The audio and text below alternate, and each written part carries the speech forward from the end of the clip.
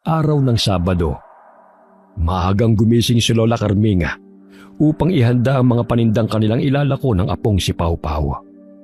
Inayos niya ang guyabano at papaya na bagong sungkit lamang niya sa isang basket. Ang kamuting kahoy naman ay kanyang inilagay sa palanggana upang hindi siya mahirapan sa pagdala nito. Mahimbing ang tulog ng kanyang apo. Sila lamang dalawang nakatira sa kanilang kubo. Buhat ng mamatay ang mga magulang ni Pau Pau, ay siya na ang nag-aruga sa bata. Maliit man ang tinitirhan nilang kubo, masaya at kontento naman ang maglola. Pagsapit ang 6:00 ng umaga, ginising na ni Lola Carming ang kanyang apo na si Pau Pau upang maaga silang makapaglako. Apo, gumising ka na. Kailangan na nating magtinda habang sariwa pa itong mga prutas. Napahaba ang tulog mo anong oras ka ba natulog kagabi? 8:00, Lola. Pinag-aralan ko pa kasi ang lesson ni Ma'am Pascual kahapon. Sa totoo lang po, nahirapan kasi ako sa math Kaya todo study ako. Ganyan nga, Apo. Pagbutihin mo ang pag-aaral, ha? Yan na lamang ang may papamana ko sa'yo. Kapag nawala na ako sa mundong to, may magandang kinabukasan na maghihintay sa'yo.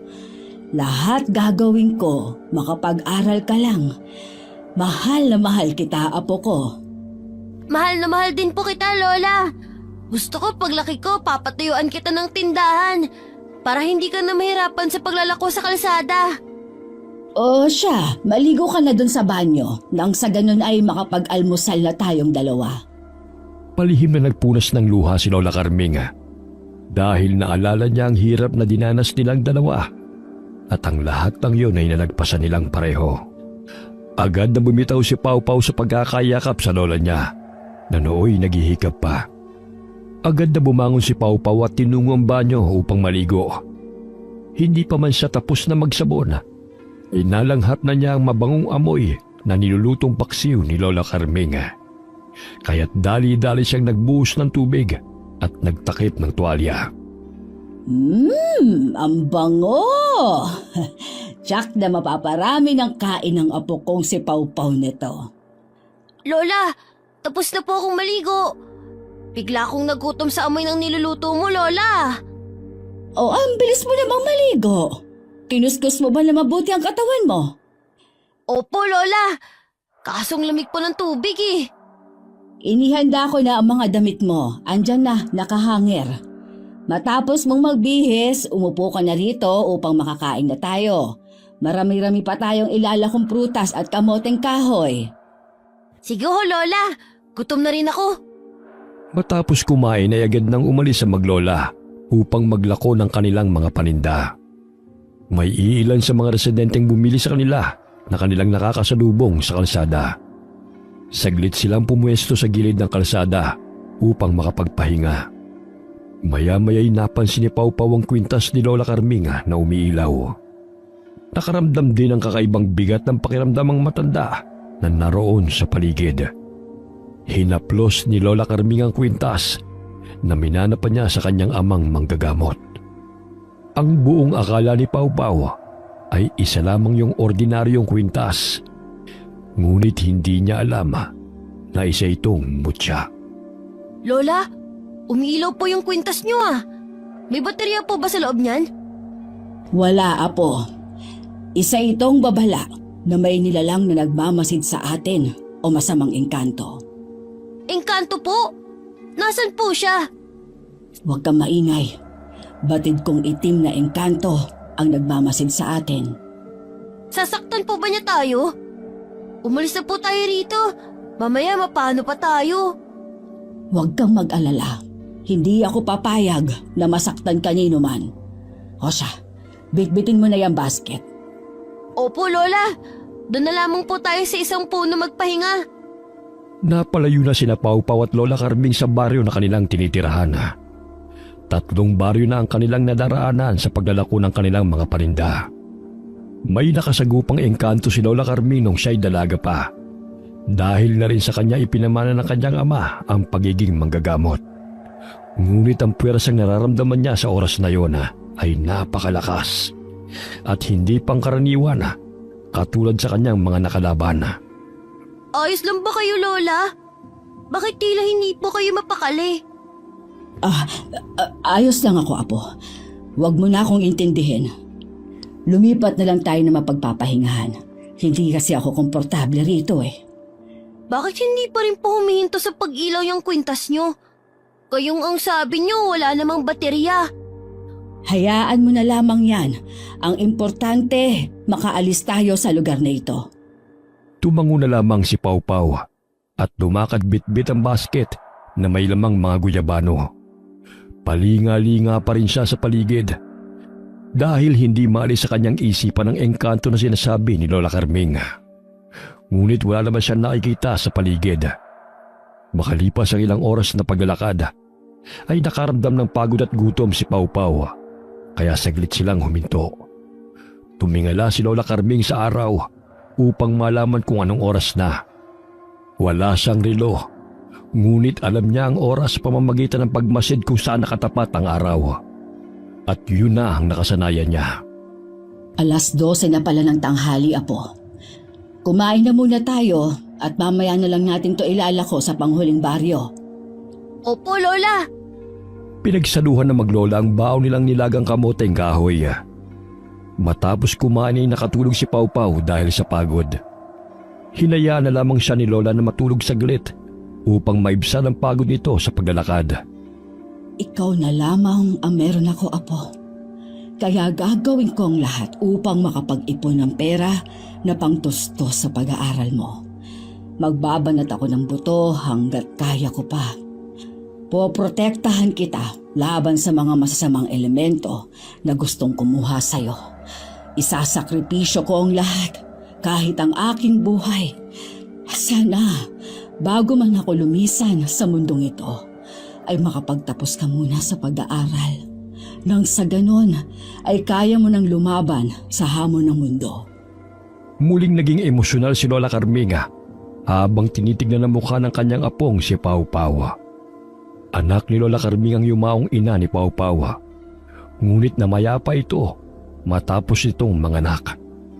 Ang ama naman ni Pau Pau ay namatay ng aksidenteng mabangga ng truck habang lasing na umuwi sa kanilang bahay. Dumaan ang ilang oras. 4:00 na ng hapon ang gisingin ni Lola ang kanyang apo. Apo!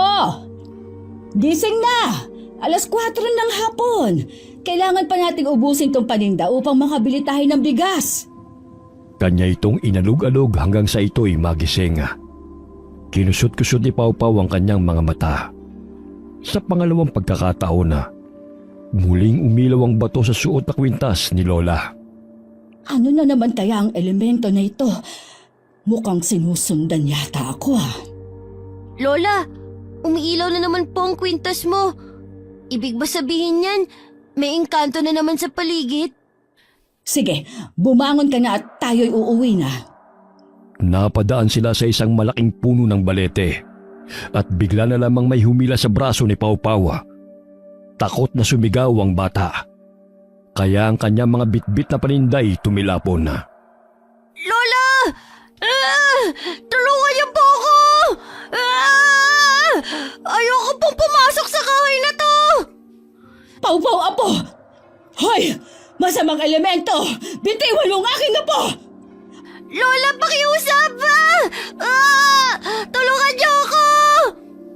Namilog ang mga mata ni Lola nang makita ang mabalahibong kamay ng elemento na humila kay Pau Pau. Nanlilisik ang mapupulang mga mata nito na nakatingin kay Lola Carming habang binibitin ang batang lalaki. Sa takot ni Pau Pau ay naihisa sa kanyang salawal. Nagtamang paningin ni na Lola at ng itim na elemento. Doon na napagtanto ni Lola na isa itong kapre. Pau Pau! Huwag ka mag-alala. Babawiin kita sa itim na elementong yan. Hindi ko hahayaan na makuha ka nila sa akin at maagaw nila ang aking mutya. Bitiwan mo ako! Kapring pangit! Ibalik mo ako kay Lola! Hoy, kapring itim! Ilabas mo ang aking apo. Ayokong saktan ka. Ngunit kung hindi mo ilalabas ang aking apo, ay mapipilitan akong labanan ka. Inilibot ni Paupaw ang kanyang paningin sa paligid. Hinanap niya si Lola Carming. Ngunit tanging malalaking puno lamang ng balete ang kanyang naaaninaw. Hindi na yun ang lugar na kanilang pinuntahan ni Lola. Wari niya ay nasa ibang lugar na siya. Pinitik siya ng kapre, kaya't tumilapon siya sa mga halaman na noon lamang niya nakita. Maraming mga kakaibang bulaklak sa paligid na sumasayaw, kasabay ng pag-ihip ng hangin. Magiging alipin at kalaro na kita, bata. Katulad nila. Ngunit kay bilis ng buhay ninyong mga tao. Ang bilis ninyong mamatay. Anong ginawa mo sa kanila? Ba't ang daming mga kalansay? Pakiusap, ayokong maging alipin mo. Wala ka nang magagawa. Akin ka na ngayon. At ang matandang kasama mo ay wala nang magagawa pa. Kukunin ko ang kanyang mutya upang makalabas-masok ako sa lugar ng mga tao. Pakiusap, ibalik mo na ako kay Lola. Maaari naman tayo maglaro sa aming bahay eh. Ayoko rito. Natatakot ako. Hindi ka na makakalabas pa rito. Tulad nila, ay mamamatay kang pinagsisilbihan ako. Iba na lang ang gawin mong alipin. Sige na, palabasin mo na ako rito. Tumahimik ka! Baka gusto mong kasama ang matandang yun dito. Kaya lang mabilis siyang mamamatay. Dahil bilang na lang ang taon niya, dahil matanda na siya. Ayoko rito. Gusto ko kasama ko si Lola. Luminga-linga si Lola Carming sa paligid. Ngunit wala siyang nakikitang may dumadaan sa mga oras na yun. Kinuha niya sa basket ang mga dala niyang mga pangontra. Maliban sa mutya na suot niya. Siya ay may kakaibang asin na kulay pula na merong basbas mula sa yumaong amang manggagamot. Minsan lamang niya yung ginagamit kapag napakalakas ang puwersa ng kanyang kalaban. Ang sinumang masamang elementong matamaan ito ay maglalaho at kailanman ay hindi nababalik pa. Dahil sa itim na kapangyarihang taglay ng kapre, ay hindi na mahagilap ni Lola Carming ang apo. Biglang lumitaw ang kapre mula sa puno ng balete at pahalakhak pa itong sinitsitan si Lola. Hoy tanda! Kung gusto mong mabawi ang iyong apo, isuko mo sa akin ang kapangyarihan mo. Alam kong malakas ang taglay mong mutya. Ano ako? Tanga? Bakit ko naman isusuko sa'yo ang mutya ko? Ito ang magliligtas sa aming dalawa ng apo ko. Kaya hindi ko isusuko sa'yo ito. Mas importante pa ang mutya mo kaysa sa buhay ng apo mo? Pwes, hindi mo na siya makikita kailanman. Hinahamon mo talaga ako, ha? Ibabalik mo ang apo ko o hindi? Bingi ka ba? Ibabalik ko lang siya sa'yo kung ibibigay mo sa akin ang mutya. Ang mga katulad mo ay hindi mapagkakatiwalaan. Pakawalan mo si Paupaw. Hindi mo siya alipin at kahit kailan ay hindi mo siya magiging pagmamay-ari. Isang orasyon ang isinambit ni Lola Carming upang mapawalang bisa ang kapangyarihang itim na bumabalot sa kanyang apo. Sinabuyan niya ng pulang asin ang puno ng balete kung saan naroon ang kapre. Ganun na lamang ang atungal nito nang dumampi sa kanyang balat ang pulang asin. Apo ko, huwag ka mag-alala. Ililigtas kita. Itigil mo yan, tanda! Nasasaktan ako! Ititigil ko lang ito kung ibabalik mo ang aking apo. Kung may masamang mangyari kay Paupaw, titiyakin kong papatayin kita. Parang away niyo na, Lola. Ayoko pong maging hapunan ng higante at pangit na nilalang na to. Tulungan niyo ako. Aray! Hindi ko ibabalik ang apo mo. Akin na sa ngayon. Isuko mo na sa akin ang iyong kapangyarihan, tanda! Ayaw mo talaga, ha? Pwes, pahihirapan kita. Pinalibutan ni Lola Carming ng pulang asin ang puno ng balete. Gamit ang dinasalang langis na Biyernes Santo ay sinabuyan niya ito. Halos sunod-sunod na atungal ang pinakawalan ng kapre. Hanggang sa magmakaawa ito sa matanda, naitigilan nito ang ginagawang pagpapahirap sa kanya. Tuluyan lang napawalang bisa ang itim na kapangyarihan na bumabalot kay Paupaw. Lumabas ang bata mula sa puno ng balete na nakadapa. Tumayo si Pau Pau nang makita niya si Lola Carming at mahigpit nitong niyakap ang matanda. Babalikan ko kayo at kukunin ko ang suot mong kwintas, tanda! Ikaw na bata ka! Magiging alipin kita! Lola! Iniligtas niyo ako sa mabaho-pagit na higante na yun. Natatakot ho ako sa kanya. Ang baho-baho niya. Ayoko po ron. Ang daming kalansay akong nakita. Ang sabi niya, mga alipin niya raw ang mga yun na namatay. Ligtas ka na, Apo. May masakit ba sa'yo? Anong ginawa ng kapre niyo sa'yo? Medyo masakit lang ho ang puwet ko dahil bumagsak ako nung binitawan niya ako. Kinulong po niya ako, Lola. Ayoko po ron. Huwag kang mag-alala. Wala na siya. Hindi ka na niya makukuha pa. Sumilay ang ngiti sa labi ni Lola Carming. Isa-isang pinulot ng maglola ang prutas na tumilapon sa lupa. Kaunti na lamang ang naiwang kamoteng kahoy at prutas. Papauwi na sana sila nang masipat ng paningin ni Pau Pau ang tindero ng mga lobo at mga laruan. Namangha siya na makita mga yun at nagniningning ang mga matang tumingala kay Lola Carming. Naririnig din nila ang ingay ng mga tao. Karamihan ay mga bata. Huling baryo na yun na kanilang pinuntahan. Huminto sila saglit sa nadaan ng perya. Napawang ang labi ng batang lalaki dahil sa pagkamangha. Napawi ang kanyang nararamdamang takot at napalitan ng ngiti. Lola, tignan mo oh. Ang ganda. Pwede ba tayong pumasok dun? Gusto ko po muna mag-ikot-ikot sa buong peryahan. Ang ganda ho kasi. Nakakamangha ho ang bawat dekorasyon. Gagabihin na tayo sa daan. Alam mo namang kani-kanina lang may nakalaban tayong itim na elemento, hindi ba? Mamaya may mga umaaligid lang na mga kasamahan yon. Minsan lang po kasi ako makapunta sa perya, Lola. Nung isang taon, hindi kami pinapasok ng bantay dahil wala raw kaming pambayad. Gusto ko po sana sumakay sa octopus na yun. Para kasing nasa ulap kapag nakasampa ka na ron. O sige, 30 minutos lang ha. Basta wag kang lalayo. Opo, Lola. Maraming salamat ho sa pagpayag nyo. Naluluhang wika ni Pau Pau at sabay yakap kay Lola Carming. Hinalikan pa ni Pau Pau ang pisngi ni Lola sa sobrang tuwa. Ilang sandali pa'y may isang babaeng lumapit sa kanila. Nagtatakang tumingala si Pau Pau sa babae dahil ngumiti ito sa kanila. Magandang hapon sa inyo. Hello, Lola. Ako po pala si Amanda. Napaka-cute naman po ng apo ninyo. Magandang hapon naman sa'yo, Ineng. Pansin ko lang hindi kayo taga rito, no? Ngayon ko lang kasi kayo nakita Abay, oo.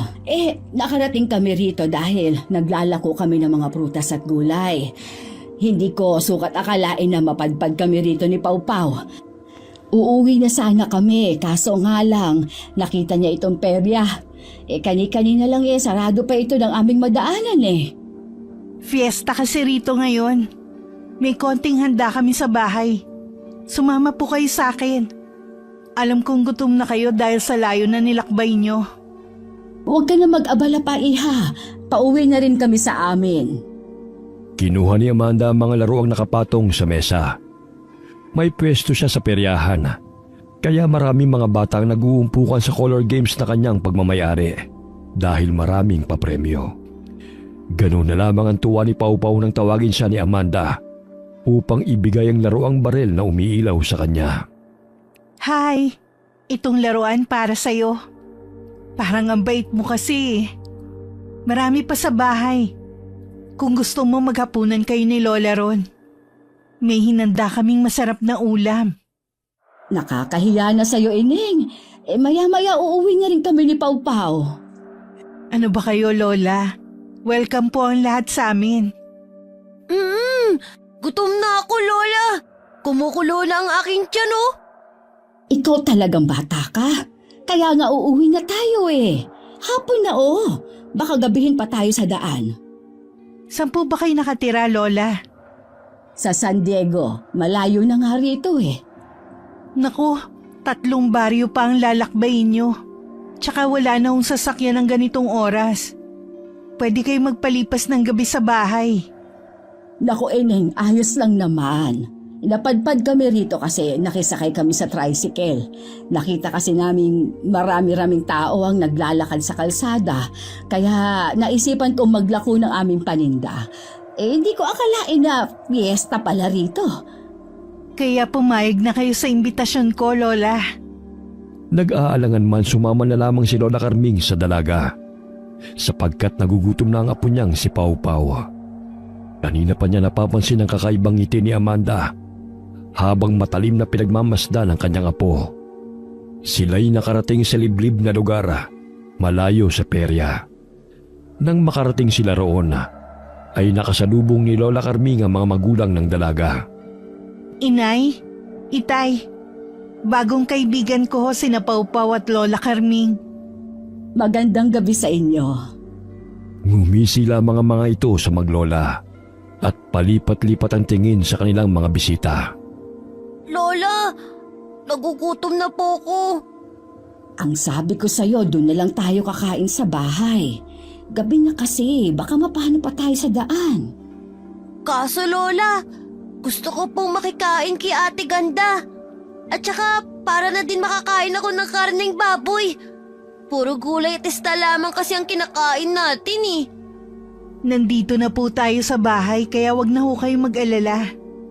Hayaan nyo na si Pau Pau. Tingin ko minsan lang naman siya mag-aliw eh.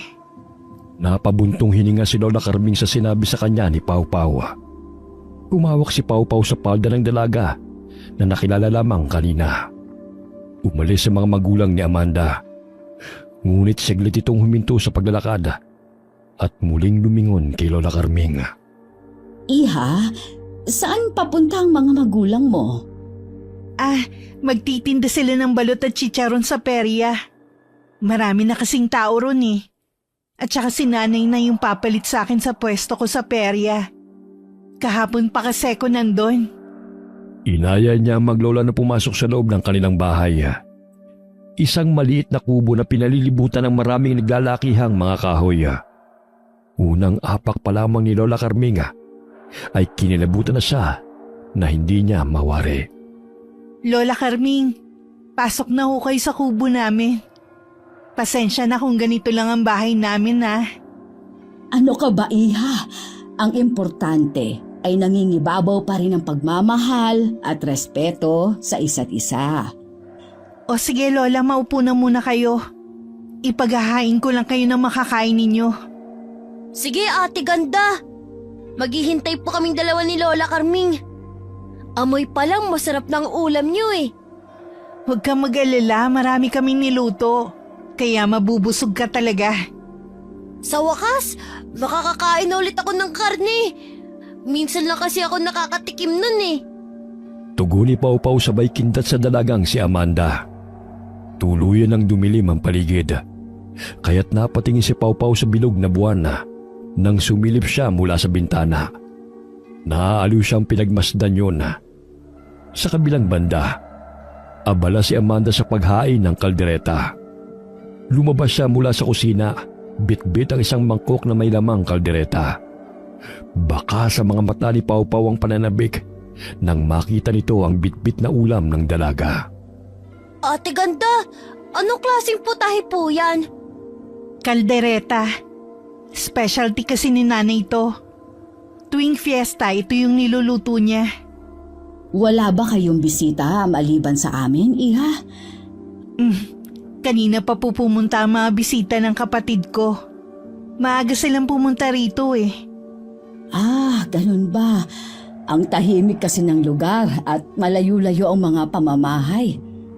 Nang matikman ni Pau Pau ang kalderetang inihain sa kanila ni Amanda, ay sarap na sarap ito sa pagkain. Nakadalawang mangkok pa si Pau Pau, kaya sobrang nabusog siya. Nanatili na lamang sina Lola Carming at Pau Pau sa bahay ni Amanda upang magpalipas ng gabi.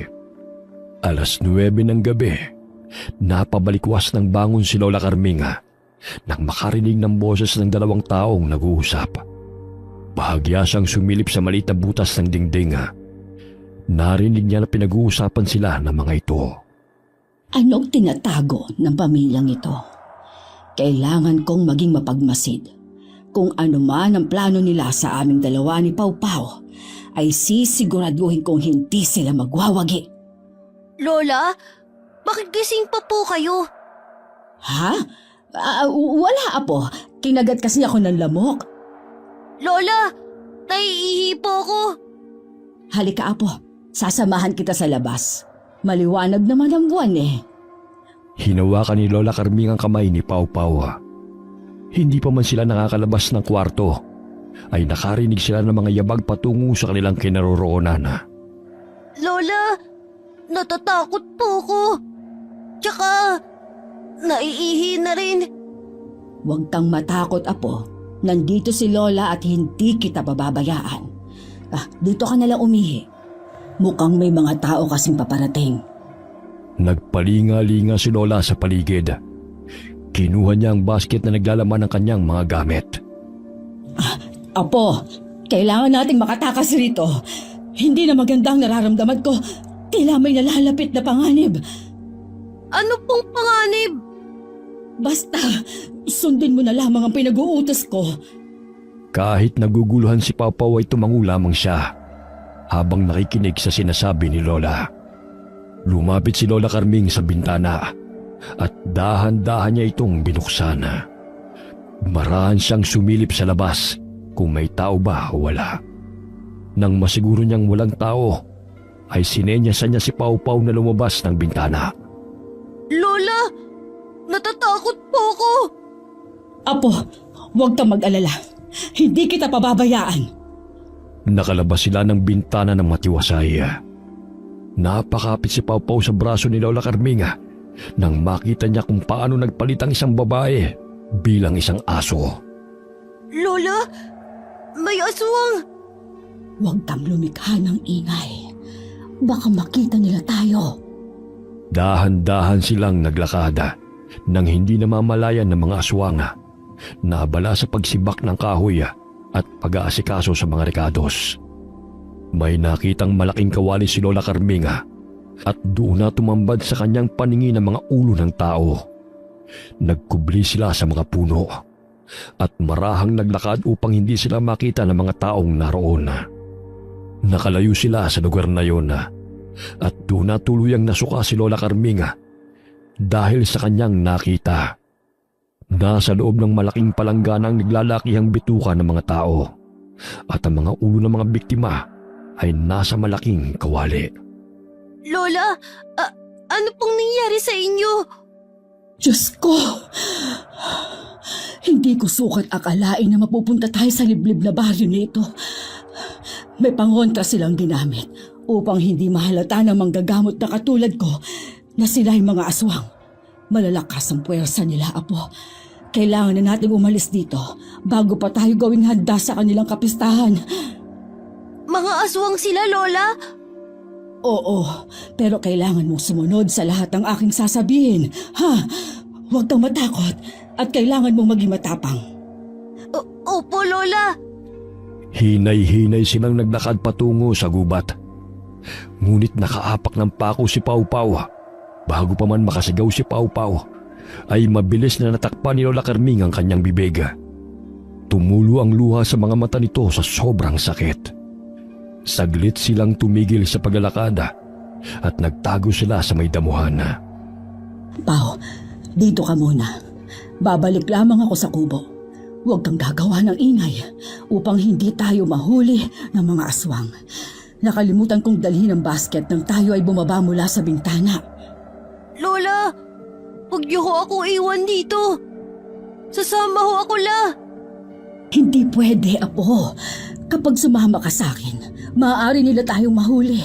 May sugat ang mga paa mo, Apo. Dito ka lang. Ligtas ka rito. Kaso natatakot ho ako. Ayoko pang mamatay, Lola. Kaya nga dumito ka lang. Babalik agad ako. Kailangan ko yung balikan upang makaligtas tayo rito. Ito yung asin. Kapag may lumapit sa'yo, sabuyan mo nito. Ha? Balikan mo ako agad, Lola. Hihintayin kita rito. Pahikbing tugon ng bata. Muling niyakap ni Lola Carming si Pau Pau at hinalikan niya ito sa noo. Nagtago si Pau Pau sa mayayabong ng mga damo. Tinakpan niya ang kanyang bibig habang namimilipit sa sakit dahil sa sugat na natamo. Dahan-dahan na naglakad si Lola Carming pabalik sa kubo at muli siyang dumaan sa bintana. Napangiti si Lola Carming nang makita niya ang bote na pinaglalagyan niya ng langis. Paglabas ni Lola Carming sa bintana ay nakita siya ng isang bata na anak ng aswang. Sinabuyan siya ni Lola Carming ng kaunting lana, kaya't napaso ito at sumigaw at humingi ng tulong. Umalis ka sa daraanan ko. Akala mo ba hindi kita kayang patayin? Kahit bata kay nananalaytay na sa dugo ninyo ang pagiging aswang. Mabilis na naalarma mga aswang. Umaripas ng takbo si Lola Carming patungo sa kinaroroonan ni Pau Pau. Siya'y hinarangan ng mga lalaking aswang at sinugod ng mga ito. Biglang umilaw ang bato sa kanyang kwintas at napatakip sa kanilang mga mata ang mga lalaki. Dahil sa sinag ng ilaw na nagmumula sa suot ng mutya ni Lola Carming, napaatras ang mga ito dahil parang mabubulag ang kanilang mga mata. Tumilapo ng ilang mga aswang sa lakas ng liwanag na animoy may malakas na puweras ang lumabas mula roon. Nang makalayo na siya sa mga aswang na humahabol sa kanya, ay dali-dali niyang tinungo ang kinaroroonan ni Pau Pau. Apo! Nasaan ka na? Lola! Nandito po ako! Halik kayo rito! Kailangan na nating umalis dito. Ang dami nila at marami na silang nabiktima. Lola! Nakita ko po muling lumiwanag ang kwintas nyo at tumilapon ng mga aswang na sumusugod sa inyo. Kaya nga huwag kang matakot dahil ginagabayan tayo ng puting gabay na si Marwana na siyang nagkaloob dito sa amin ni Ama. Patakan muna natin ng langis ang iyong sugat para maibsan ang sakit. Sa tulong ng sangkap ng mga halamang gamot sa loob ng lanahana, ay mayroon itong antibacterial na gamot sa impeksyon. Kaya unti-unting napapawi ang kirot sa sugat ni Pau Pau. Patuloy na sinusundan ng mga aswang si Lola Carming. Pasinghot-singhot pa ang mga ito sa paligid upang matunto ng kinaroroonan ng matanda. Sa di kalayuan ay naaninaw ni Lola Carming si Amanda at ang mga magulang nito na nagpalit ng anyo bilang mga manananggal. Maging ang kapatid ni Amanda na naghahanap din sa kanila. Pinahiran ni Lola Carming ang katawan ni Pau Pau ng langis upang walang sino man sa mga aswang ang makakahawak sa kanya. Lola, unti-unti na pong nawawala ang kirot sa aking paa. Pero hindi ko pa po kaya maglakad. Papasanin kita. Sa gayon ay makaalis tayo rito. Hindi nila tayo maaaring maabutan. Lola, mabigat po ako. Mamaya mabali pa yung mga buto nyo. Wala ka bang tiwala sa akin, ha, Apo? Kahit 60 anyos na ako, ay kaya pa kitang pasanin. Patuloy silang pinaghahanap ng mga aswang. Naririnig na maglola ang malakas na pagaspas ng mga pakpak ng mga aswang. Nanlilisik ang mga mata ng mga ito habang inililibot ang mga mata sa paligid. Sa tulong ng mutyang bato ni Lola, ay binigyan siya nito ng lakas at liksi. Mabilis siyang tumakbo habang pasan sa kanyang likod si Pau Pau. May nakita silang kubong malayo sa lugar ng mga aswang. Dahan-dahan na inilapag ni Lola Carming si Pau Pau sa lupa at nagpalinga-linga sa paligid. Umatok si Lola upang humingi ng tulong. Ilang sandali pa'y bumukas ang pinto at bumungad sa kanila ang isang matandang lalaki na hindi malayo sa edad ni Lola. Batid ni Lola na isa rin yung manggagamot dahil malakas ang enerhiyang kanyang nararamdaman. Pagpaumanhin mo, Ginoo, kung naabala ko man ang iyong pagpapahinga, ngunit kailangan namin ng tulong mo. Hinahabol kami ng mga aswang. Ayoko nang masangkot sa mga aswang na yan. Sa iba na lamang kayo humingi ng tulong. Pakiusap, maawa ka. Kahit ang apo ko na lamang ang patuloyin mo, may sugat siya at hindi na niya kaya makalakad. Hindi ko pwedeng harapin ang mga aswang ng kasama ang aking apo. Sadyang mapanganib. Sige, pumasok na kayo rito. Salamat. Tatanawin ko utang na loob ang iyong pagtulong sa aking apo. Lola, iiwan niyo po ako rito. Ayoko po. Sasama po ako sa inyo. Apo, hindi ka pwedeng sumama sa akin. Delikado. Maaaring mahirapan ako sa paglaban sa mga aswang kung kasama kita. Mabuti na't lumito ka muna sa kanya. Babalikan kita mamaya. Kailangan ko lang puksain ang mga aswang na humahabol sa atin. Alam kong pinaghahanap pa nila tayo. Nandyan na sila. Mas mabuting pumasok ka na rin. Alam ko marami na naman ang naglipa ng mga pesting mga aswang na yan. Kailangan ko silang harapin. Dahil hindi titigil ang mga yon. Gusto nilang kunin si Pau Pau. Lalo na ng babaeng aswang na yon. May buntod ng pagi ako rito. Gamitin mo muna. Dito na lamang ako sa labas mag-aabang sa kanila. Dali-daling sinarado ni Mang Tesyo ang pinto at naglagay ng iba't ibang pangontra sa mga aswang nang sa ganon ay hindi mapasok ang kubo. Sinalubong ni Lola Carming ang mag-asawang manananggal na papalapit sa kubo. Ako ang harapin ninyo, mga mapanlinlang! Nasaan na ang bata? Ibigay mo siya sa amin! Anong akala mo sa akin? Ganun-ganun na lang isusuko ang aking apo. Kahit anong gawin mo'y wala ka na magagawa. Itutulad ka rin namin sa isang mga tuwad na manggagamot. Ang dami na ninyong pinatay. Karamihan ay mga batang walang kamuwang-muwang. Yun ang silbi nila sa aming mga aswang. Ang kanilang dugot laman ay nagbibigay sa amin ng kaginhawaan. Pero ikaw, tanda, sagabal ka sa aming mga plano. Kaya nararapat lang sa iyo mamatay. Kayong mga walang nagawang tama ang mamamatay. Pinagkaitan mo ng buhay at pangarap ang mga batang inyong pinaslang. Malamnan lang ang inyong mga sikmura. Ang ingay mo, tanda! Sinugod ng mag-asawang manananggal si Lola. Ngunit sinalubong sila nito ng hampas ng buntot pagi. Tinamaan ng lalaking manananggal sa balikat, kaya't napasigaw ang asawa nito dahil sa galit. Pinagaspas na mag-asawang manananggal ang kanilang mga pakpak upang muling sugurin si Lola. Ngunit naiwasan niya ito nang walang kahirap-hirap. At kanyang tinamaan sa bandang dibdib ang babaeng manananggal nang hampasin niya itong muli. Labis ang sakit na naramdaman ng mga manananggal sa tuwing tinatamaan sila ng buntot ng pagi. Tila nakukuryente sila sa tuwing dumadampi ito sa kanilang mga katawan.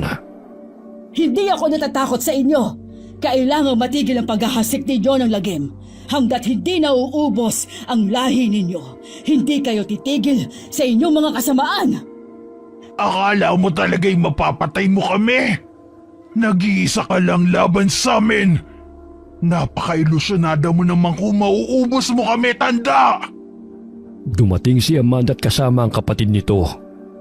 Sinugod nila si Lola Carming.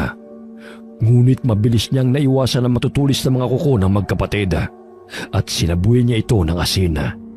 Dahilan na umatungal ang mga ito. Hoy, tanda! Tantanan mo mga magulang ko! Hoy, ikaw na babae ka! Ginamit mo pa ang aking apo upang sumama sa'yo! Ang dami ninyong batang pinatay! Kaya nga isasama ka namin sa bilang ng aming pinatay, tanda! Napakaswerte mo dahil nakatakas ka pa. Ngayon hindi ka na makakatakas! Sinugod ni Amanda si Lola Carming. Nakalimut nito sa likod si Lola. Ngunit mabilis naman siyang hinampas ng matanda ng buntot ng pagi sa muka. Dahilan na nasaktan din siya. Bumukas ang pinto ng kubo at doon lumabas si Mang Tesyo at pinagsasabuyan ng asin ng mag-asawang manananggal habang nakikipaglaban si Lola kay Amanda. Natakot ang ibang aswang na sumugod dahil umiilaw ang kwintas ng matandang babae. Gamit ang pinatulis na kawayan ay tinusok ni Mang Tesyo ang pakpak ng amang manananggal, kaya malaki ang sugat nitong natamo. Ang lalakas ng loob niyong lumabas na naman ng inyong mga lungga. Tinaon niyo pa nakabistahan ng baryo. Nay! Tay! Umalis na kayo rito! Kami nang bahala sa mga walang yang matatandang to!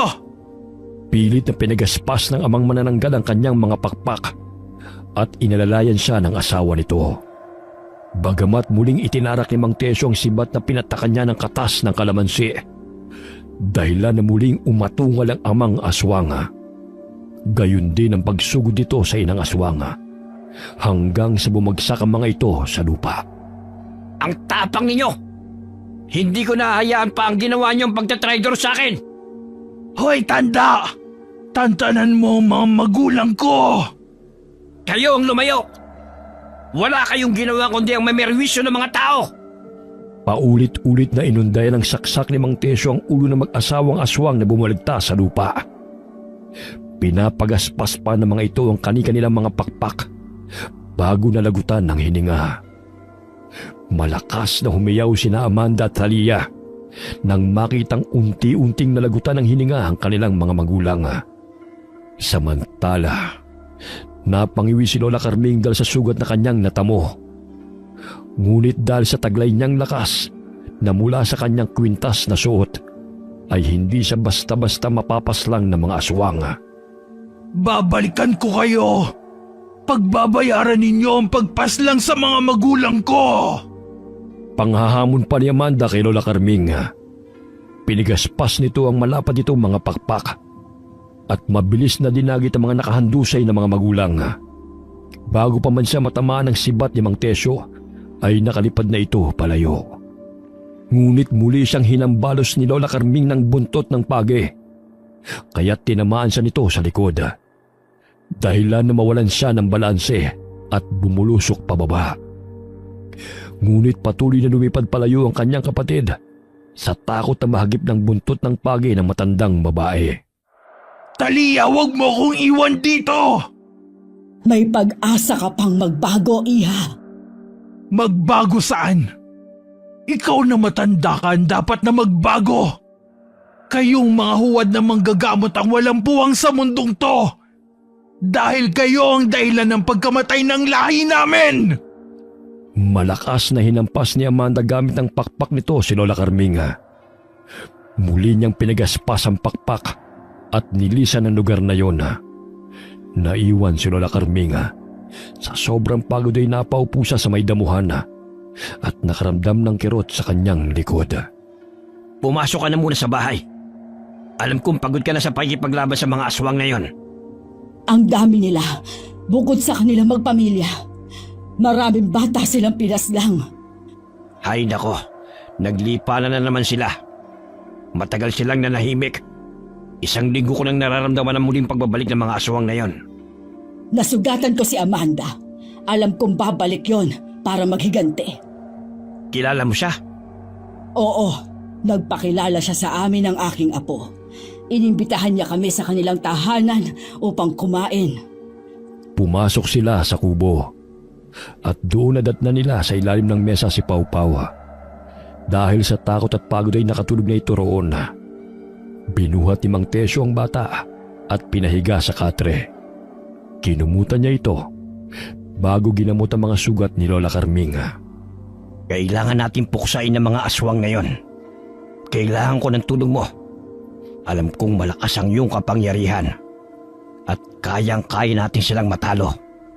Gustuhin ko man, ngunit nababahala ako sa kaligtasan ni Pau Pau. Ayokong madamay siya. Kaya nga kailangan natin pag-isipan ng mga hakbang na ating gagawin. Kung hindi natin sila magagapi, marami pa silang mabibiktima. Lalong-lalo na mga batang katulad ni Pau Pau.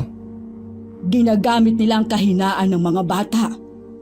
Sa kagustuhang mailigtas sa mga residente sa baryo, pumayag si Lola Carming sa sinabi ng Mang Tesyo. Kailangan nilang sugpuin ang paghahasik ng lagim ng mga aswang na nakatira sa baryo di Magiba.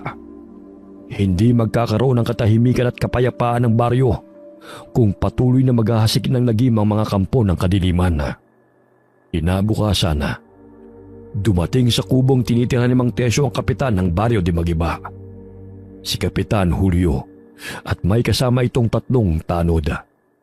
Magandang araw, Mang Tesyo. Napag-alaman kong may kaguluhan daw na nangyari dito kagabi. Sinugod na naman kami ng mga aswang, Kapitan. Aswang? Naniniwala ka pa sa mga aswang sa tanda mong yan? Sa tagal kong naninirahan dito, wala pa naman akong nakikitang aswang Kung meron mang aswang, siguro hindi taga rito sa atin. Maaaring dayo. Naku, Kapitan. Totoo ang aswang. Nakakasalamuha mo pa nga ang ilan sa mga aswang Nasisiguro ko na kung sino sila. At sino yung kasama mo? Mukhang bagong salta siya rito Maaari ko bang malaman kung anong pangalan mo, Lola? Ako si Carming, taga Barrio San Diego. Sitio San Diego? Iyang layo nun dito Kailan ka pa naparito at bakit ka nandito? Napadpad kami rito dahil naglalako kami ng aking apo ng mga gulay. Tapos may nag-imbita sa amin na kumain sa kanilang bahay.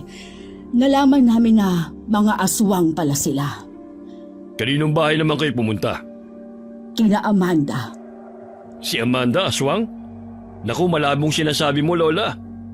Wala sa lugar namin ang aswang. Parang binabaliktad nyo lang yata ang sitwasyon Nako, totoo naman ang sinasabi ko. Bakit? Isa ka rin ba sa kasamahan ni na Amanda? Naku, Lola. Huwag mo akong pagbibintangan ng ganyan. Sa ating dalawa, ikaw pa itong mapagkakamalang aswang. Sa gandang lalaki kong to? Nagulantang si Kapitan Julio sa sinabi ni Lola Carming Lumingon si Lola Carming sa gawin ni Mang Tesyo na tahimik lamang Tsaka bawal po ba kami ng aking apo na mapadpad rito? Alam mo, Kapitan, kailangan mong kilalanin ang mga taong sakop ng inyong pamumuno. Hindi ka ba nakakarinig ng balita tungkol sa mga aswang? Gayong kitang-kita ng mga mata ko ang dami nilang mga biktima. Hindi naman po sa ganun, Lola. Hindi naman ako maaaring basta-basta maniwala sa sinasabi nyo na aswang sina Amanda. Dahil wala naman tayong matibay na ebidensya. Lahat pwede magturo kung sino ang aswang. Maaaring ikaw nga mapagkamalan din Huwag kang mag-alala, Kapitan Julio. Kami ay hindi magtatagal rito.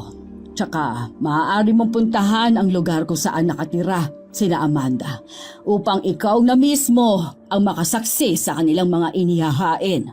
Mga tao, hindi mga karne ng baboy. Ngunit maaari kayong makulong sa maling paratang mo sa kanila kung mapapatunayan na hindi talaga sila mga aswang. Handa akong makulong kung maliman ako.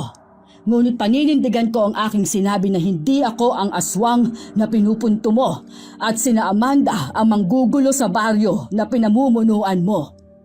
Ilang sandali nagpaalam ang mga ito sa kanila. Nang makatalikod si Kapitan Julio kasama ang 3 tanod, kinausap ni Lola Carming si Lolo Tesyo. Nararamdaman mo ba ang nararamdaman ko sa presensya ni Kapitan Julio? Oo. Noon pa ako naghihinala sa kanya. Ngunit wala akong matibay na ebidensya na sangkot siya sa paghahasik ng lagim ng mga aswang sa baring ito. Nararamdaman ko lamang ang negatibong enerhiya niya. Pakiwari ko'y may relasyon sila ni Amanda noon pa man. Dahil gano'n na lamang niya kung ipagtanggol ang babaeng yon. Kung ganon, kailangan nating kumilos. Kailangan nating agad masugpo ang kanilang kasamaan.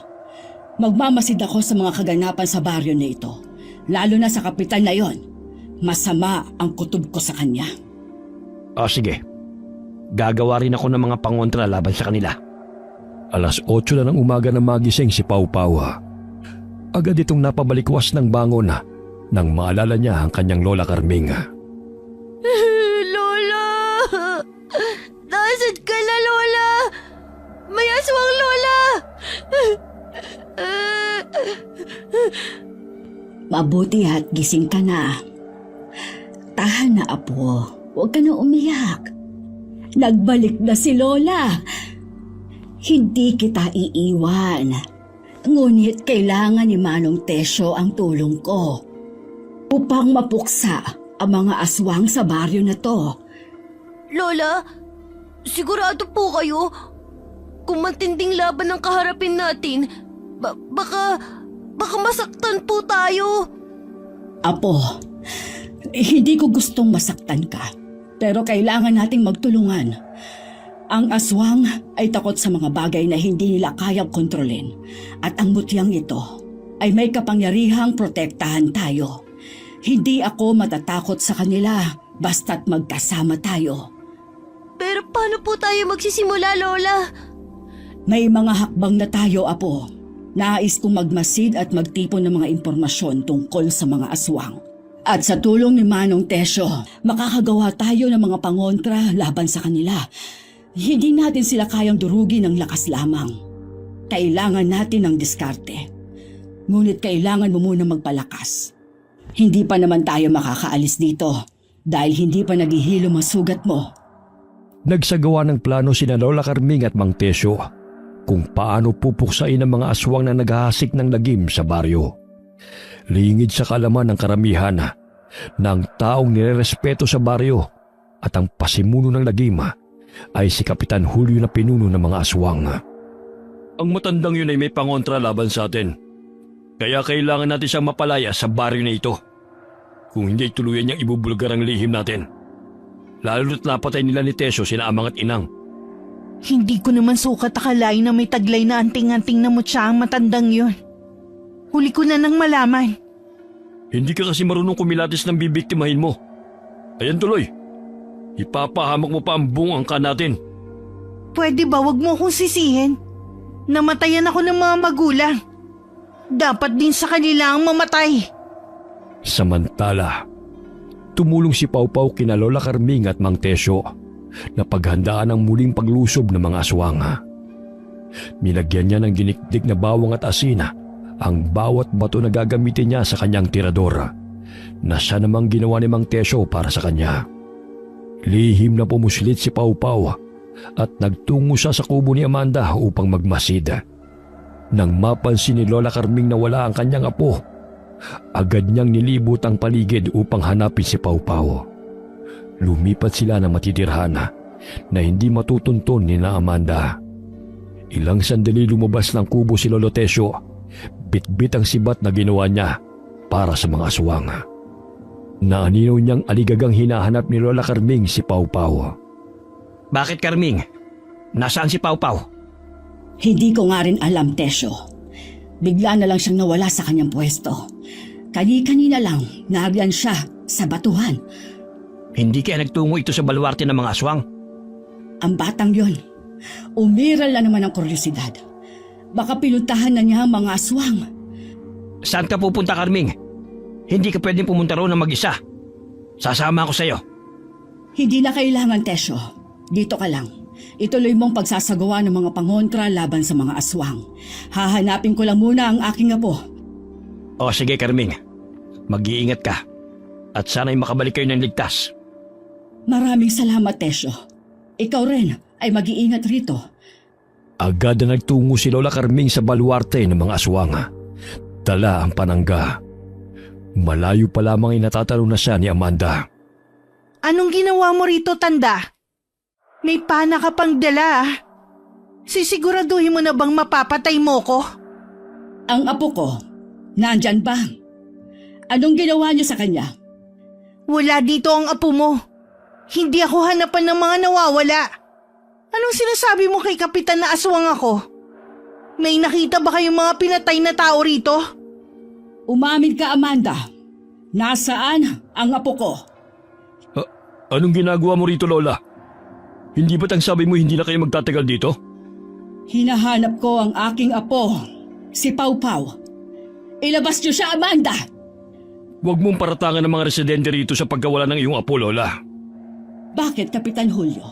Ikaw ba'y kakampi ng mga kampon ng kadiliman? Nagulat si Kapitan Julio sa kanyang narinig at nakaramdam siya ng takot nang matalim siyang tinitigan ng matanda. Naanimoy binabasa ang pagkatao nito. Ang mabuti pa, umalis ka na rito, Lola. Huwag mo kami subukang kalabanin. Bakit, Kapitan? Isa ka sa kanila, hindi ba? Kaya mo sila dinedepensahan dahil mga kasamahan mo sila. Nagkukunwari ka pang magsisiyasat kung totoo ba ang sinasabi kong mga aswang sila. Ngunit pinagtatakpan mo lamang ang kanilang mga kasalanan. Huwag na huwag mo akong pagbibintangan. Dahil wala kang matibay na ebidensya sa mga sinasabi mo laban sa akin. Ilabas niyo ang apo ko! Umalis ka na rito, tanda. Kung ayaw mong putulin ko pa yung matabil mong dila. Hindi ako aalis rito hanggat hindi niyo nilalabas ang aking apo! Lola! Tulong! Tulungan niyo ako! Napalingon si Lola Carming sa batang tumawag sa kanya. Si Pau Pau. Hawak-hawak siya sa braso ni Talia na kapatid ni Amanda. Nabitiwan nito ang bata ng kagatin siya nito. Kaya't patakbong tinungo ni Pau Pau ang kinaroroonan ni Lola Carming. Huhuliin pa sana sila ng mga kasamahan ni Amanda. Ngunit dahil sa mga asin at iba't ibang pangontra na dala ni Lola, ay hindi magawang makalapit ang mga aswang sa kanila. Mahina rin sila dahil sumisikat pa ang araw. Nilisan na maglola ang lugar ng mga aswang. Sila'y napadaan sa ilog. Napatda si Lola nang maaninaw na hinuli ng mga tanod si Mang Tesyo. Lola! Si Mang Tesyo! Hinuli nila! Sandali! Saan niyo dadalhin si Tesyo? Huwag kang mangialam dito, Lola. Napag-alam mo kung siya naghahasik ng lagim sa baryo na ito. Kailangan siyang paslangin. Marami nakasaksi na siyang naghahasik ng lagim. Huwag mo siyang pagbibintangan! Hindi siya naghahasik rito ng lagim kundi kayo! Ang dami na ngang nagtuturo na si Mang Tesyo ang aswang. Maaari isa ka nga rin sa aswang eh. Umalis ka na nga sa dadaanan ko, Lola. Tumigil na kayo!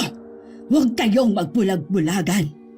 Ikaw na kapitan ay kasapi ng mga aswang. Pinagbibintangan lang ninyo si Tesyo. Sa gayon ay may maituro lamang kayo sa mga tao na siyang dahilan na pagkawala ng mga bata. Hindi naniniwala ang mga tao kay Lola Carming. Bagkus siya'y pinagtatawanan lamang ng mga ito. Nagawa siyang traidorin ng mga taong kanyang tinulungan. Kaya't hindi makapaniwala si Mang Tesyo sa maling paratang ng mga tao sa kanya. Kaya ikaw, Lola, kung ayaw mong madamay, umalis na kayo rito. Pakawalan niyo siya! Hindi siya ang totoong salarin, kundi sina Amanda at ang mga taong nakapalibot sa kanya. Maniwala kayo! Anong gagawin natin, Lola? Hindi natin siya pwedeng pabayaan, Apo. Tutulungan natin siya. Ikinulong ni Kapitan si Mang Tesyo sa kulungan sa labas ng barangay hall. Galit na galit ang mga tao kay Lolo Tesyo, lalo na ang mga anak at asawa ng biniktima ng mga aswang. Wala silang kamalay-malay na ang kapitan nila ang pinuno ng mga aswang. Nagdududa rin si Lola Carming na ang mga tao ay kinukontrol ni Kapitan Julio. Nagtungo ang maglola sa likod ng barangay hall at kanilang sinilip si Lolo Tesyo na naroon sa ginawang kulungan. Siya'y nakaposas at nakagapos sa mga paa. Tesyo! Huwag kang mag-alala! Ililigtas ka namin ni Pau Pau! Huwag niyo na akong pag-aksayan pa ng oras. Hayaan niyo na lamang ako. Hindi ka namin pwedeng pabayaan! Ililigtas ka namin! Tayong dalawa ang papaslang sa mga aswang! Ang mga tao'y abala sa paghahanda sa lugar kung saan hahatulan ng kamatayan si Mang Tesyo. Ang ilan sa mga ito'y nangunguha ng sanga ng kahoy. Pagsapit ng gabi, handa na si Lola Carming na iligtas si Lolo Tesyo sa kamay ng mga tao sa utos ni Kapitan Julio. Apo, handa ka na ba? Dapat maging matapang ka. Opo, Lola. Handa na po ako upang iligtas si Lolo Tesyo sa mga kamay ng mga tao. Irador at pana ang dala ni Pau Pau. Samantalang bitbit ni Lola Carming ang buntot pagi na pinahiran ng Biyernes Santong langis na may orasyon. Gabi, tinungo ng maglola ang lugar kung saan hahatulan si Lolo Tesyo. Isang nakakapanindig balahibo ang kanilang nakita na kanilang naaninaw sa daan. Si Kapitan Julio'y nag-anyong malaking aso.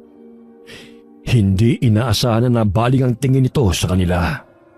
Samantalang si Mang Tesyo ay nakagapo sa malaking kahoy ng akasya habang napapalibutan ng mga sanga ng kahoy na handang sindihan anumang oras. Pakawalan niyo ako rito! Isa itong bitag ng mga aswang! Sigaw ni Lolo Tesyo. Ngunit hindi siya pinakinggan ng mga tao. Bagkus siya'y pinagtatawanan pa ng mga ito. Pagsisisihan niyo na hindi niyo ako pinakinggan! Si Kapitan Julio ang pinuno ng mga aswang! At kontrolado niya kayong lahat! Maniwala kayo sa akin! Maging kayo gagawin nilang pagkain! Hindi na makapaghintay ang mga tao sa pagsunog kay Lolo Tesyo. Ang mga mata nila'y puno ng puot Hangad nilang maipaghiganti ang mga mahal nila sa buhay na pinatay ng mga aswang, lalo na ang mga buntis at bata. Sa kakatakbo ni Pawpaw siya'y nahulog sa malalim na butas at nawalan siya ng malay. Samantalang si Lola Carming ay patuloy na hinahabol ang pinuno ng mga aswang at ng manananggal na si Amanda. Maya-maya'y nagpalit ng anyo ang mga taong naroon bilang mga aswang. Sisindihan na sana ng mga tao ang mga sanga na nakapaligid kay Lolo Tesyo. Ngunit malakas itong sumigaw. Nandyan na sila! Magtago na kayo! Uubusin kayo ng mga aswang! Isa itong malaking bitag! Mga hayok sila sa laman! Muli silang bumalik at wala na tayong kawala pa sa kanila! Bagamat hindi siya pinakinggan ng mga tao, hanggang sa tuluyan ang sinindihan ng mga tao mga sanga na may gas at lumiyab ang apoy. Agad na naalarma si Lola Carming nang may narinig siyang pagaspas ng pakpak ng manananggal na papalapit sa kanyang pinagkukublihan. Ngunit dinaanan lamang siya nito at dumiretso ito sa butas kung saan nahulog si Pawpaw. Naaninag niyang may hinihilang manananggal mula sa butas. Namilog ang mga mata ni Lola Carming nang makita na si Pawpaw yun na walang malay. Pawpaw, apo ko! Huwag mong sasaktan ang apo ko! Matuli na tumakbo si Lola Carming patungo sa kanyang apo dahil maingat itong pinahiga ng manananggal sa lupa. Nagkatitigan sila ng manananggal. Ngunit imbis na patayin ng manananggal si Pawpaw, ay tinulungan pa nito ang bata. Taos-pusong pasasalamat ni Lola Carming dahil mabait na aswang ang tumulong sa kanyang apo. Napagtanto ni Lola Carming na hindi lahat ng aswang ay masasama. May mabubuti rin sa mga ito at napatunayan niya yon sa dalagang manananggal na tumulong sa kanyang apo. Tinapik-tapik niya ang pisngi ng apo hanggang sa ito'y magising. Apo, gising. Nandito na si Lola. Ano ba ang nangyari sa'yo, bata ka? Lola, akala ko hindi ko na kayo makikita. O siya, kaya mo pa ba maglakad? Dahil kailangan ni Manong Tesyo ang tulong natin. Ayos naman po ako, Lola. Tara na po, Lola. Magkahawak kamay nilang tinahak ang daan patungo sa kinaroroonan ni Lolo Tesyo. Ngunit pagdating nila roon ay nagkakagulo na ang lahat. Nagkalat ang mga aswang sa buong paligid. Kanya-kanyang pinoprotektahan ng mga tao ang kanilang sarili laban sa mga aswang na lumusob sa plaza. Nagulantang si Lola Carming nang hindi niya mahagilap si Mang Tesyo. Inilibot niya ang kanyang paningin sa buong plaza. Nagsimula na mag-alala si Lola para sa kaibigan. Lola, tignan niyo. Si Lolo Tesyo itinakas ng manananggal. Marahil siya yung tumulong sa'yo? Tumulong po? Hindi ba masama sila? Hindi lahat ng aswang ay masasama. Kagaya na lamang ng manananggal na tumulong sa'yo. Hindi alintana naman nananggal ang bigat ni Mang Tesyo. Dinala niya si Mang Tesyo sa loob ng kagubatan. Ang buong akala ni Mang Tesyo ay katapusan niya na. Ngunit nagulat siya sa ginawa ng manananggal. Itinago siya nito sa likod ng malaking ugat ng puno. Bago lumisan ang dalagang manananggal, mahigpit na ipinagbili nito na huwag siyang lalabas hanggat hindi siya bumabalik. Sa daan ay hinarangan ni Amanda si Lola Carming. Malakas nitong hinampas ng malalapad nitong pakpak ang matanda, kaya't tumilapon si Lola. Mukhang nangihina ka na yata, tanda. Nawala na ba ng bisa ang anting-anting mo? Hoy, pangit! Huwag mong saktan na lola ko! Aba, matapang ka na ngayon Eh kung patayin ko tong matandang huklo ba na to? Huwag mong sasaktan si Lola! Sunod-sunod na inasinta ni Pawpaw gamit ang tirador ang aswang na si Amanda. Tinamaan ito sa noo ng batong binabad sa bawang at asin. Tumayo si Lola Carming at paulit-ulit na hinampas ng buntot ng pagi. May tansong patalim si Lola, kaya't sinaksak niya ito sa bandang likod ng ulo. Huwag mong pangunahan ng lakas na matanda dahil mabilis maubos ang aming pasensya. Lola, natamaan ko siya sa noo! Yay! Nagawa ko! Oo, apo. Tinamaan mo siya. Patay na po ba siya, Lola? Siguro. Tingnan mo, hindi na niya magawang makalipad pa. Pero ang masasamang aswang lang ang pinapatay. Ha? Ang dami pa nila, Lola. Kailangan natin sila isa-isahin. Napawi ang kasiyahang namumutawi sa mukha ng bata nang makitang may paparating na aso na gustong lapain si Lola Carming.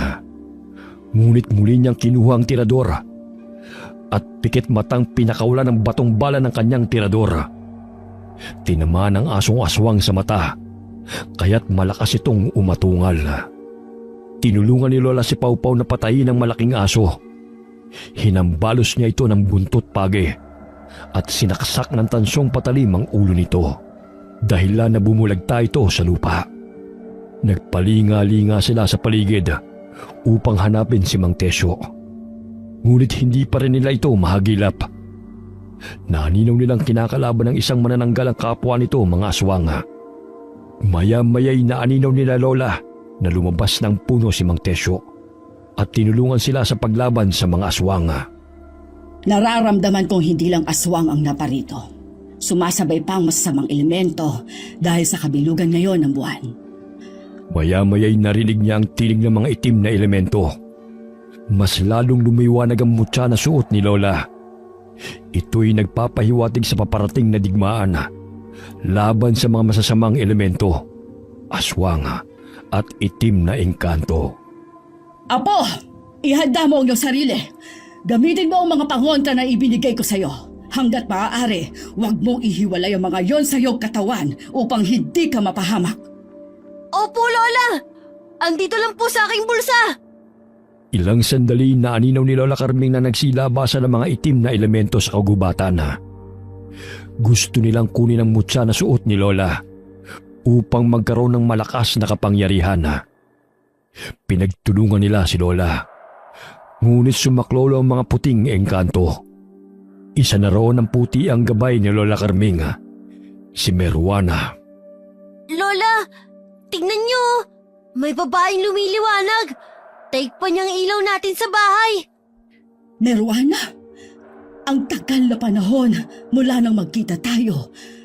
Napangiti lamang si Meruana at iwinasiwas niya ang kanyang kamay. Animoy natakot ang mga itimang engkanto sa kanya, kaya't nagsipulasan ang karamihan at bumalik sa tinitirhan nilang mga puno. Nakakabulag ang sinag ng puti ang gabay.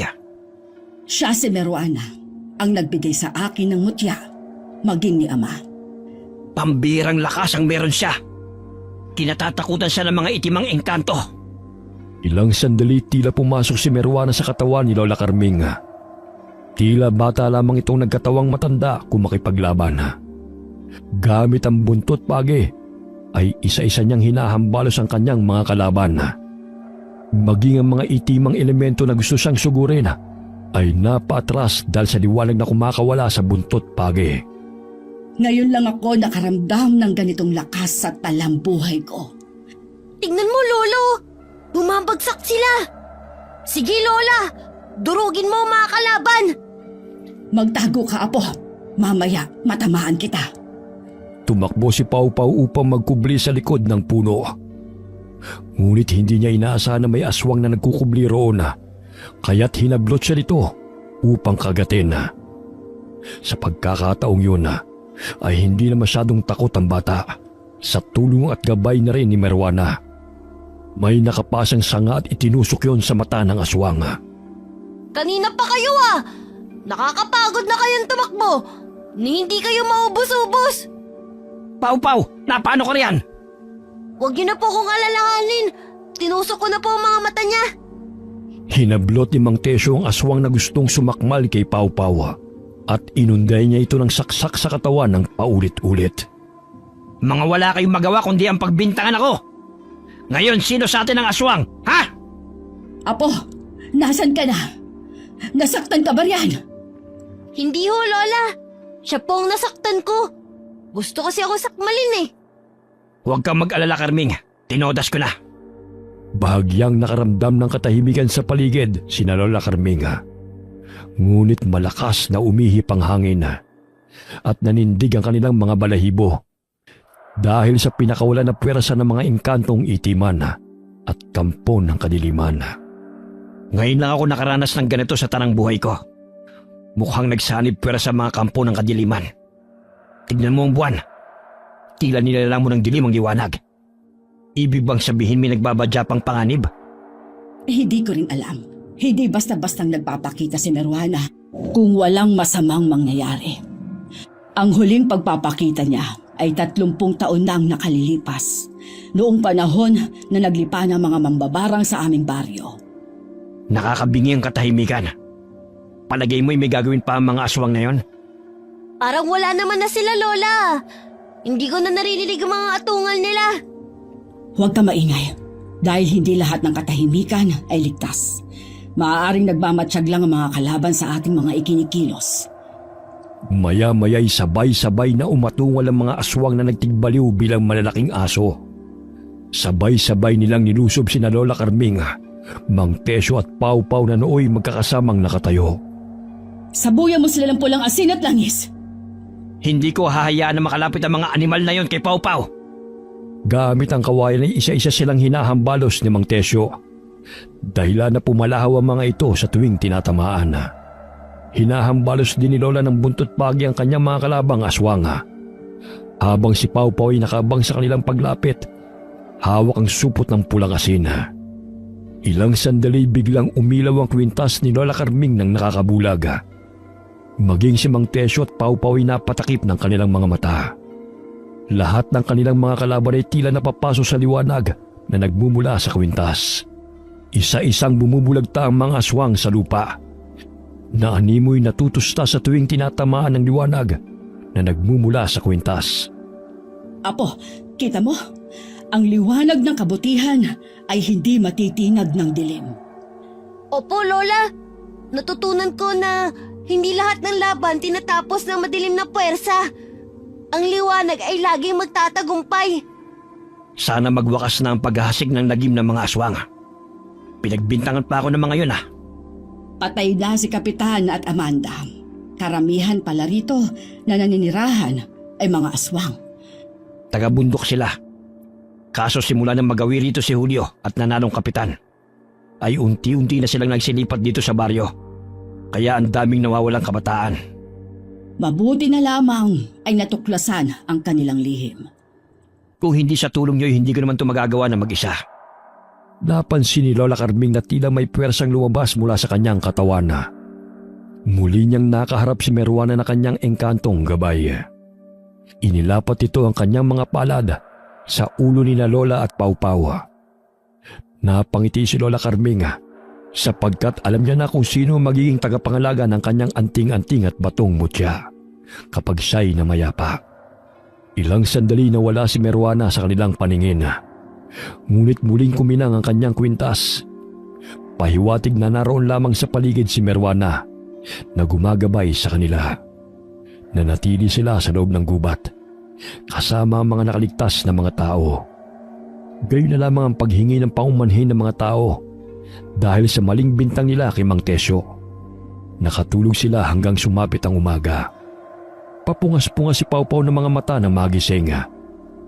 Nakita niyang naglalakad-lakad sina Lola Carming at Mang Tesyo at pinagmamasda ng mga nasawing mga kalaban.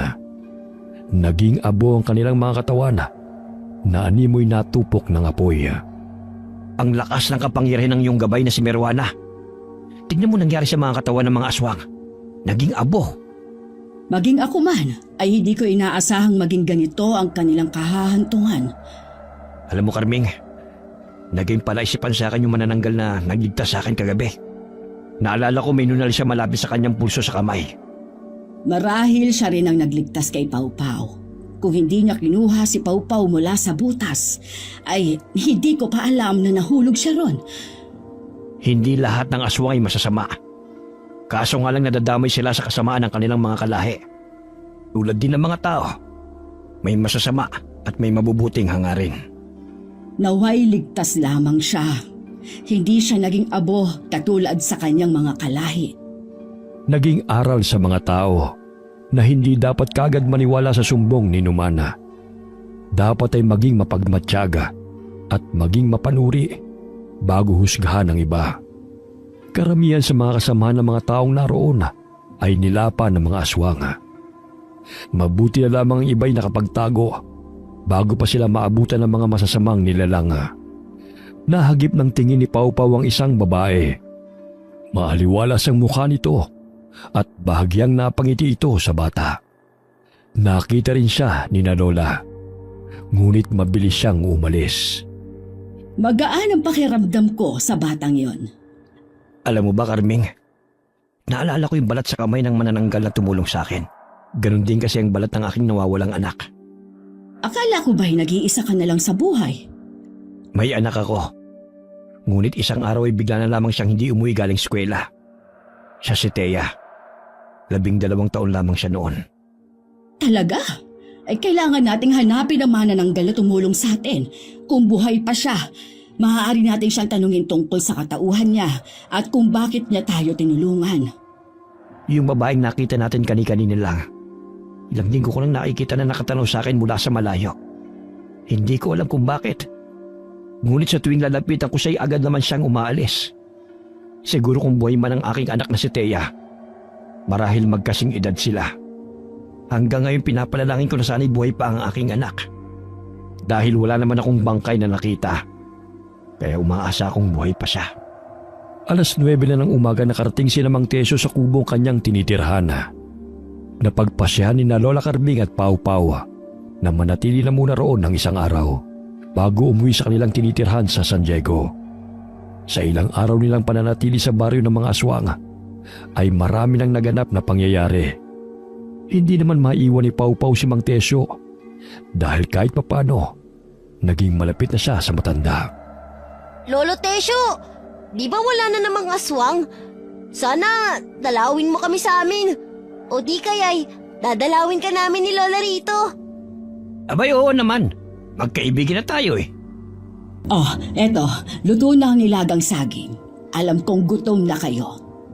Ayoko na pong kumain ng karne. Mamaya karne na pala yun ng tao. Gusto ko na lamang ng gulay at prutas, Lola. Minsan, hindi maganda ang pagiging matakaw sa pagkain. Hinay-hinay lang para sigurado'y magkatay na lang tayo ng manok. Tsak ligtas yung kainin. Bukas araw ng Lunes, may jeep nang bumabiyahe papunta sa San Diego. Madalang lang ang mga jeep na napapadaan dito dahil liblib na lugar na at paunahan din ang sakay. Oo nga eh. Kaya nga nilalakad na lang namin sa tuwing kami ay naglalako ng aming mga paninda. Alam mo, Tesyo, siguro may rason kung bakit kami napadpad sa lugar na ito. Tila ba'y hinihila ang mga paa ko na makapunta rito. Marahil sa utos ng iyong gabay na puksain ang mga aswang dito sa baryo. Kung hindi ka dumating, marahil ako na ang tostado ng mga tao. Galit na galit sila sa akin eh. Kahit papaano'y nasawi na ang mga aswang na yon. Sana naman wala lang natirang masasamang aswang. Gabi, nilatag ni Pau Pau ang banig na kanilang tutulugan ni Lola Carming. Hindi pa man sa tuluyang nakakatulog, ay may malakas na kalabog silang narinig mula sa bubungan. Lumabas ng kubo si Mang Tesyo. Tumambad sa kanyang paningin ang isang manananggal na galit na nakatitig sa kanya. Hinambalo siya nito ng malalapad na pakpak at sinugod upang sakmalin. Lola, si Lolo Tesyo humihingi ng tulong. Sandali, kukunin ko lang ang buntot ng pagi. Maaaring may aswang na nakapuslit na naman. Dumito ka lang at isarado mo ang pintuan. Lumabas ng bahay si Lola Carming. Bumungad sa kanyang mga balintatawang galit na manananggal. Kayo ang pumatay sa aking pamilya. Ang dapat sa inyo'y mamatay rin. Kayo ang tunay na salot, hindi kami. Wala na talaga kayong kadala-dala, ha? Bitiwan mo si Tesyo! Bago pa man mahataw ni Lola gamit ang buntot pagi ang manananggal na si Talia, ay malakas na siyang hinambalos nito ng pakpak. Inilapit ito ang mahabang dila at ipinulupot sa kamay ng matandang babae. Kung akala mo'y katulad ako nila na patumpik-tumpik at kinaya lang ninyo, pues ibahin niyo ako. Hindi ako papayag na matatanda ang tatalo sa akin. Papatayin kita katulad sa masasamang aswang na kalahi mo! Yun ay kung hindi ka malagutan ng hininga sa gagawin ko. Hirap na makabangon si Mang Tesyo. dahil napilayan siya sa paa ng matisod. Tutusukin na sana ng manananggal sa leeg si Lola Carming gamit ang dila nito nang biglang dumating ang isa pang manananggal at biglang sinakmal ang kauri nito. Malakas na palahaw ang pinakawala ng masamang manananggal at nagulat sa ginawa ng kauri nito. Nabitiwan nito si Lola Carming, maging ang matanda ay nagulat dahil muling bumalik ang manananggal na tumulong sa kanila. Habang naglalaban ng dalawang manananggal sa himpapawid, ay tinulungang makabangon ni Lola Carming ang kaibigang si Tesyo. Muntik na ako ron ah. Bumalik siya upang tulungan tayo. Oo nga, malakas ang kutob ko na siya ang anak kong si Thea. Pero bakit siya naging isang manananggal? Paano nangyari yun sa kanya? Tulungan natin siya. Batid kong mas malakas ang masamang manananggal kaysa sa kanya. Marahil ay umiinom ito ng sariwang dugo ng sanggol at buntis, kaya malakas siya kumpara sa iba. Ilang sandali na aninaw ni Lola Carming ang putol na ibabang bahagi ng manananggal. Ngunit nag-alinlangan siyang lagyan ng asin yun dahil baka pagmamayari yun ang tumulong sa kanila. Hindi ko maaaring lagyan ito ng sangkap. Baka sa kanya ang bahagi ng katawan nito. Tutulungan ko siya. Kukunin ko lang ang sibat ko. Napalingon sila sa kinaroroonan ng dalawang manananggal na naglalaban nang may bumulusok patungo sa lupa. Pinagaspas nito ang kanyang mga pakpak, ngunit hirap na siyang makalipad dahil sa sugat na natamo at nabali ang kanyang pakpak. Nagpakita ka pa talaga. Hindi ko alam kung bakit buhay ka pa. Nakaligtas ka pala mula sa mga kasamahan namin. Ngunit katulad ka pa rin namin. Alam mo bang dahil sa pakialamero mong ama, kung bakit ka nagkaganyan? Ginawa kang aswang ni na ama't ina. Sa gayon siya mismo ang papatay sa'yo. O ikaw ang papatay sa kanya dahil galit siya sa mga kauri namin. Narinig mo ba yun, Carming? Anak ko raw siya. At akong dahilan kung bakit siya naging ganyan. Kaya siguro hindi siya nakauwi. Dahil mas minabuti niyang lumayo kaysa patayin ako. Mukhang dehado siya sa isang yun. Tulungan natin siya. Paika-ikang tinungo ni Mang Tesyo ang kinaroroonan ng manananggal. Bago pa man ito makalipad palayo, ay hinagi sa matandang lalaki ang hawak nitong sibat patungo sa lumilipad na manananggal. Sasanggain pa sana niya ito, ngunit tumusok yun sa kanyang pakpak. Dahilan na bumagsak siya sa lupa. Thea, anak. Totoo bang narinig ko? Ikaw ba yan? Tesyo, kailangan muna nating matalo yung isang manananggal. Mukhang tatakas na naman siya, oh. Nabaling ang tingin ni Mang Tesyo sa manananggal na nanakit sa kanya. Kaya't hinambalos niya ito ng pinatulis na kawayan. Kahit mapatay mo man ako, hindi mo na matatanggal sa anak mo ang pagiging aswang. Hindi ba't galit ka sa mga katulad namin? Kaya pinatay mo ang aking mga kasamahan. Sige, patayin mo ang sarili mong anak.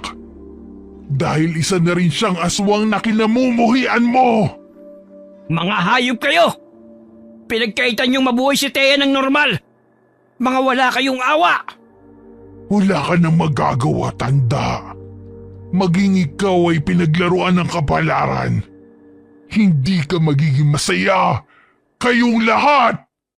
Mga hayop kayo! Mga wala kayong awa! Bakit ang anak ko ang pinahirapan niyo? Humahagulgol na paulit-ulit na hinambalos ng Mang Tesyo ng kawayan ng ulo ng manananggal. Tumatalsik pa ang malapot na dugo nito hanggang sa bawian ito ng buhay. Nakiusap si Thea na patay na rin siya ni Mang Tesyo dahil hirap na rin siya sa kanyang pagiging aswang. Madalas niyang nilalabanan na kumain ng laman ng tao at uminom ng sariwang dugo. Nang makatakas sa sakutan ng mga aswang, ay mas minabuti niyang manirahan malayo sa gubat upang hindi makasakit ng mga tao kahit ang kapalit nun ay ang paglayo sa kanyang ama. Lumapit ang ibabang bahagi ng katawan ni Thea at dahan-dahan siyang pumatong doon upang mabuo ang kanyang katawan. Ilang sandali nagpalit siya ng anyo bilang normal na tao. Ngunit malaki ang sugat na kanyang natamo sa kanyang likod at balikat. Nabali rin ang kanyang kaliwang braso. Halika, ipasok natin siya sa kubo bago pa man siya makita ng mga tao at patayin. Ikaw nga anak, buhay ka. Gagamutin natin ang mga sugat mo. Huwag ka mag-alala. Magkakasama na tayo muli. Ilagay mo na muna siya dyan sa may papag. Kukuha lang ako ng maligamgam na tubig upang malinis ang kanyang mga sugat. Matagal kong hinintay ang pagbabalik mo, anak. Malakas ang pakiramdam kong buhay ka. Hindi ako naniwala sa sinasabi ng mga tao na patay ka na. Labis ako nagdalamhati sa pagkawala mo, anak. Bigyan mo ako ng pagkakataon na maiparamdam sa iyong muli ang pagmamahal ng isang ama. Naluluhang hinaplos ni Thea ang pisngi ng amang umiiyak. Mula noon ay matagal na niyang nais na mayakap ang ama. Ngunit natatakot siya na saktan ito kapag naging ganap siyang manananggal at hindi makontrol ang sarili.